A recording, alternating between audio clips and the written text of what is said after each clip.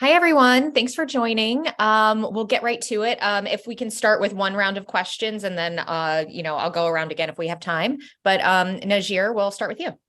You have your hand raised. I do. Nigeria Chambers of Big Go Belt Media. Congratulations. And I would love to really start off with a soft question by asking just overall emotionally, how you all feeling seeing the success of this show, seeing the show grow to this must-watch platform for entertainment, but also for knowledge over the years.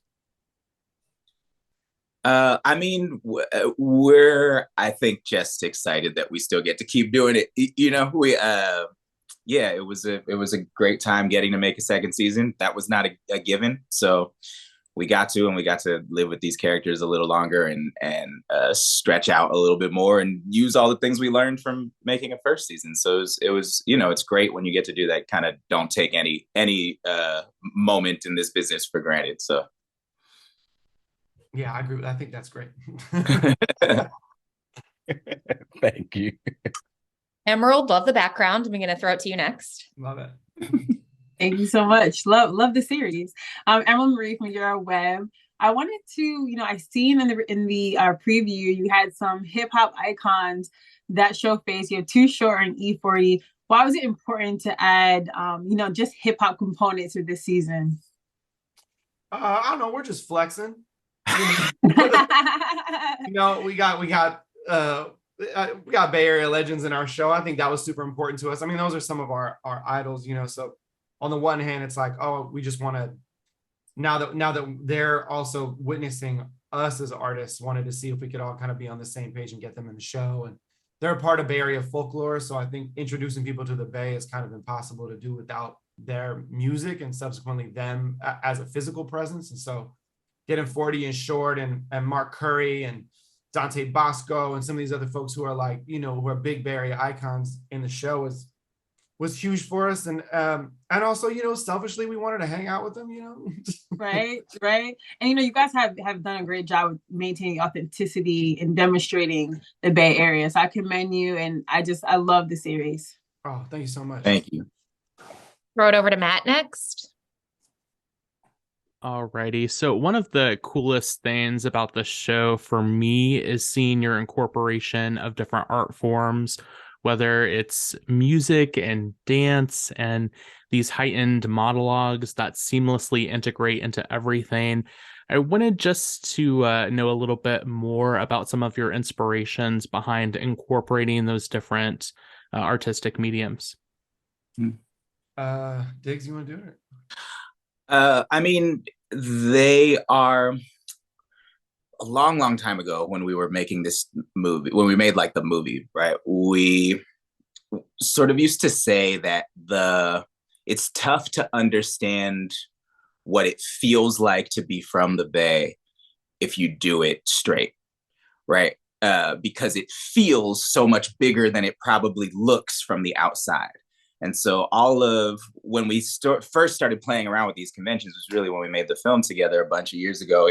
That was kind of the idea that like, if we heighten the language, it actually is going to feel more true. So that's kind of how it started. But it turns out that, and we wanted to incorporate dance into the TV show because that's another sort of vocabulary that exists there that we wanted to be able to show off, and we had the people to do it, but I think it turns out that being able to incorporate these other things are really useful storytelling tools.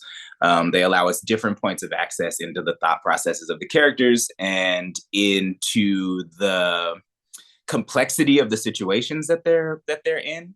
And so it's actually metaphor is really useful. It makes you feel something. It's like a much faster way to get to the feeling of a thing than trying to talk about it all the time.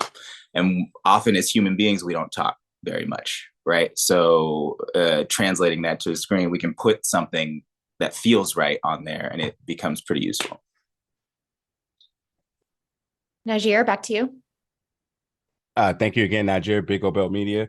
The other thing that I really commend you to, and how masterful this show is really the balance between the comedy and these hard conversations. What type of discussions are you two having? Consider this is your golden child here. You know, this egg that glued to this goose at this point now. I would love to kind of know, like, what type of conversations do you two have to really set that medium or that baseline to make this show work? First of all, I'm gonna need more gold for this to be my goose. Yeah. I wasn't gonna say this is a lot more off top, but for the goose that I'm trying to yeah, we're doing a whole bunch of other farming, but yeah. But in terms of our base level, I mean, look, Diggs and I joke a lot that like a lot of the jokes in the show are for 10 people, because our sense of humor is hyper specific. But you know, if it makes us laugh and it makes the other writers laugh and it makes the actors laugh, that's generally a pretty good gut check on whether or not it's playing for the circumstance of the show. We've also got some very funny actors that contribute a lot of improv to the show and keep that pulse going. But a lot of it is like, you know, season one, we're going to talk about something with a comedy frame that's very serious. You know, the prison industrial complex is like, you know, for everybody affected by it, is not a fucking joke. You know, and so when you're going to make a comedy about that, it's like, oh, we got to be careful we don't play around with people's reality too. You know, and so I think we dialed the comedy to where we felt like it would sit nicely. And what we learned is that actually, because we were taking the serious moments so seriously, it actually allowed for a lot more comedy. And so season two, we got to come back and go, actually, we can double up the jokes if we want to, because we're not playing around with the seriousness of the circumstances. And so once you take that seriously, it's like when somebody passes away in your life, like the jokes hit harder because it's needed. That valve is needed. And so a lot of it is like joke, gut punch, joke, you know, and that rhythm works really well for us. And so I think David and I will just laugh with the writers and the other producers, Jess and Keith Calder, and then, you know, and then we'll go, and it's funny because this, and those, you look at those last few moments of every episode, or sometimes the opening of the episode, it tells you what the base code is. And then we're going to have fun with it, you know. I'm going to throw it to our two newcomers first, and then I'll come back around to you, Emerald. Ariana. Hi, nice to see you again, Rafael. Hi, David. Hi. I had a question about the N-word episode for both of you guys. So Sean is mixed race, but that doesn't mean like the white parent can't be a part of these conversations, but they also can't be the leader. Like, what was it like to navigate this? And David, did you go through your own experience? How did you tackle this, but in a way that there's really not a right answer, but there's so many wrong answers? That's a good way. Yeah, I mean, I think that you just stated it right there, right? Like it's gonna come up if you're parenting a kid. You know what I'm saying? If you're parenting a mixed race kid, my white mother was the one who had the N-word conversation with me.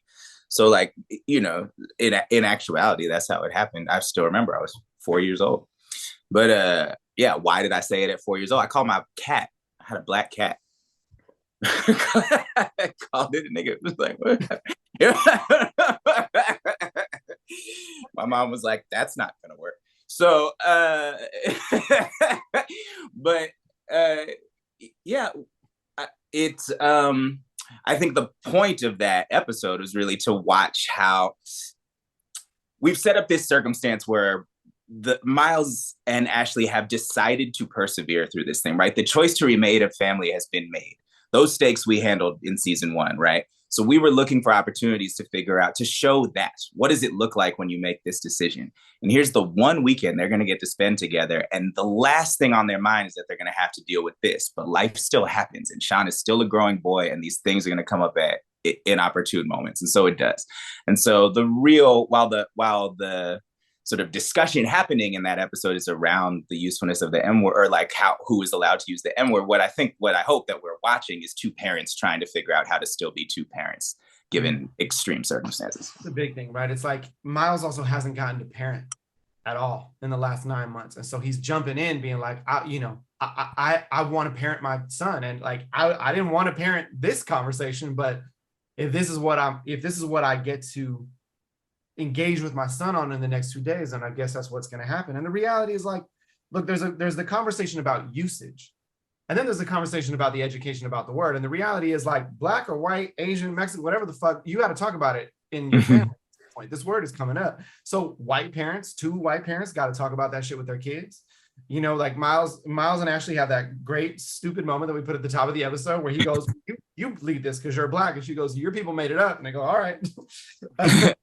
Same time then, you know, but I think the reality is like, that word is a part of American history. I don't think there's anybody who can avoid that conversation at some point, because it's still prevalent in the fabric of our society, and like kids have to contend with it. And the question is coming. And so the reality is like, we were talking about it with Atticus on set season 1, because he was like, what does that mean?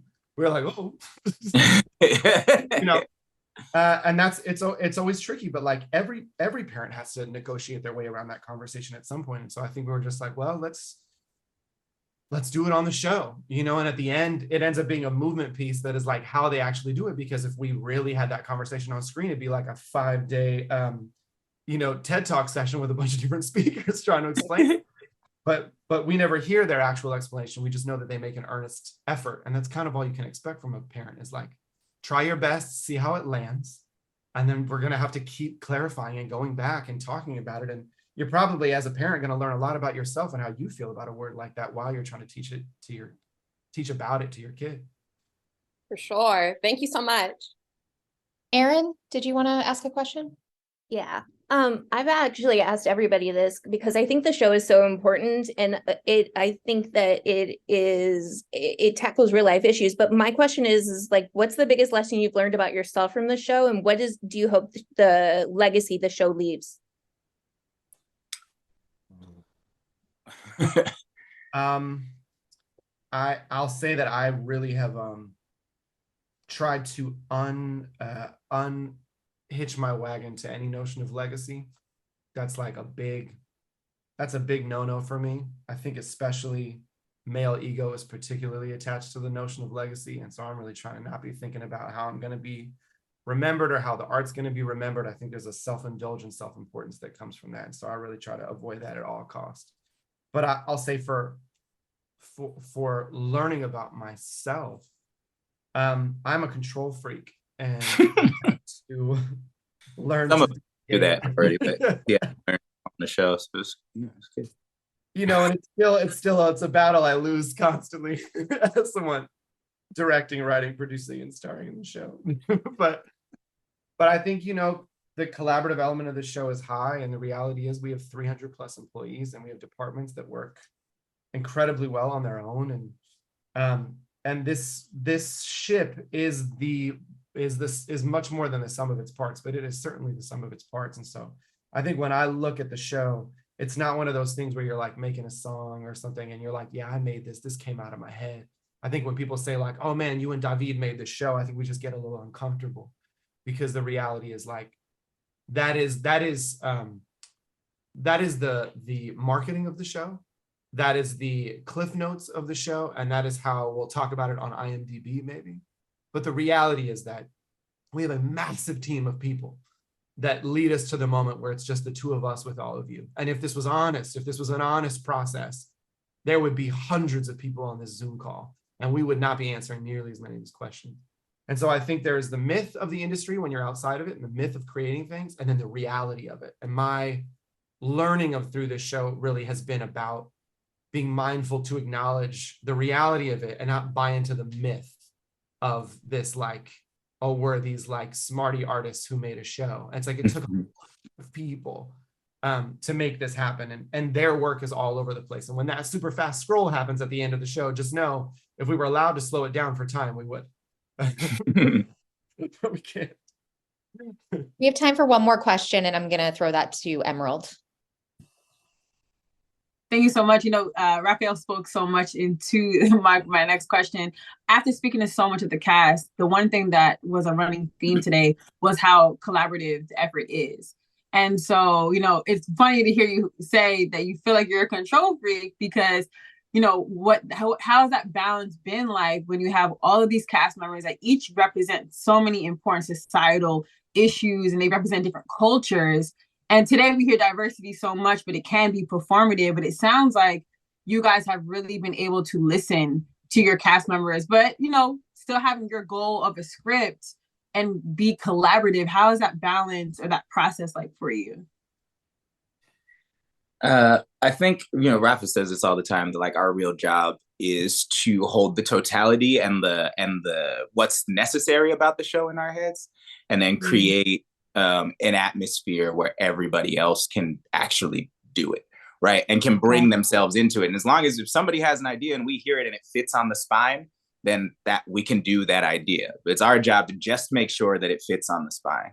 And so using that as our metric, I think kind of allowed it to be hopefully like a really free and collaborative space. And where, I mean, the reality of the situation is like you work on enough things and like it's so hard. Making TV is so hard. It's like stupidly hard. It shouldn't be as hard as it is. The like reward is pretty small given the amount of work it is, if I'm being perfectly honest. Like it's so much work and for everybody. And you talk to people who have just been in it for a long time. They've been burned so many times. They've felt unseen so many times. And they're geniuses and they're working at the top of their capacity. And it's just like, we're going to be here for however many months doing this. Can we create an environment where people get to flex and feel proud of the thing that they made? Because ultimately, when we walk away from it, that's all we're going to have. I just left like being an actor on a TV show that's not going to air the last season of the show, right? So those folks don't even get to see all the work they did. Right, you know what I'm saying? And that could happen at any show at this point. So like all you have a couple days on this show. yeah, right. So like all you have is what is the work you're doing in the moment. And so can you be proud of it? Can you feel seen? Can we have a good, safe time doing it?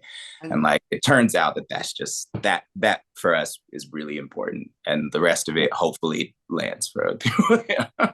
Come from the theater, and so like collaboration is, I think, maybe a little bit more in our wheelhouse than people who come up traditionally through television and film. And so I think that gives a little bit of a leg up in terms of like knowing the value and being really receptive to kind of good ideas from everywhere.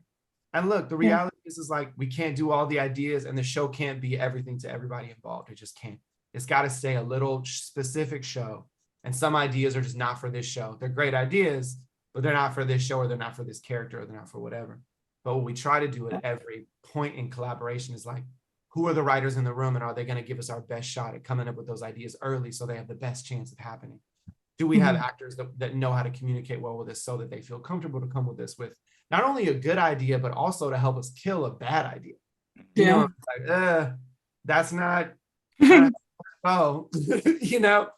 important. Talk about it, And so some of it is also just, I think for David and I think we're approachable in very different ways on set.